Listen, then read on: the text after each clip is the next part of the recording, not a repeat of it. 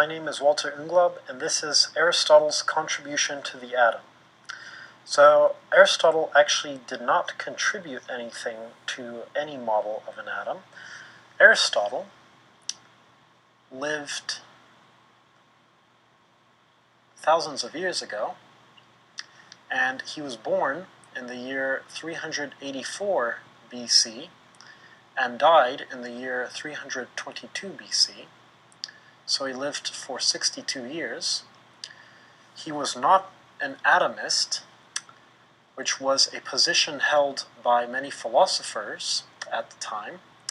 An atomist was someone who believed that the fundamental makeup of reality and all the material in the universe was comprised of little indestructible bits, which one would equate to atoms in today's day and age, except we know now that atoms can certainly be destroyed and are made up of more fundamental pieces of matter.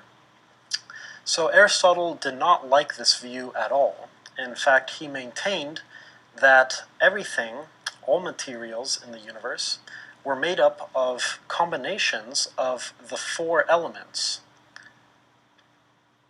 And the four elements, back then, were known as fire, air, earth, and water. So we know now that these are not actually elements as we understand them, and that there are certainly more than four elements. There's in fact over 100 elements, and we understand their chemical structure and trends through the periodic table of elements. So Aristotle didn't contribute much, although he did contribute in a sense that different materials were made up of different types of elements. So even though he had an incorrect notion of what an element was, he still had the same type of thought that can be applied to chemistry and material physics, where if you take any substance, it's not necessarily made up of just one element, but it can be made up of multiple elements. My name is Walter Unglob, and this is Aristotle's contribution to the atom.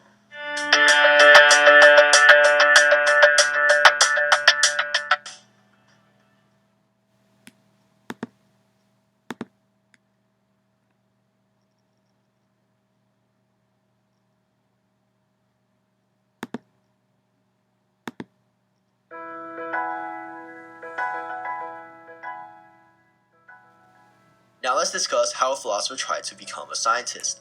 Believe it or not, but his views were rich with flaws and errors. You might have heard of someone named Aristotle. His theory of the five elements was widely accepted and believed for almost 2,000 years after his death.